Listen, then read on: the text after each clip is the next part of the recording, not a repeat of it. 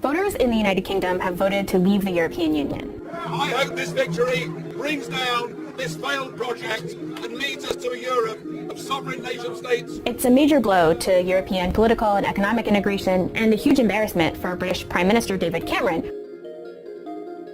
Britain is better off inside the EU than out on our own. At the heart of that is the single market.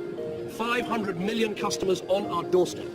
A source of so many jobs, so much trade, and such a wealth of opportunity for our young people. Britain's exit, or the Brexit as it's called, will have huge implications for the British economy. The EU functions as a single integrated economy, kind of like the United States. And now that Britain is out, regulations could make it harder to move goods across the English Channel. Lots of multinational corporations have their headquarters in London. And now they might find that it makes more sense to have their European headquarters in the European Union, which could lead to job losses in Britain. The EU also allows for the free movement of people within its member states, which means that any EU citizen can live and work in any other EU country without a visa.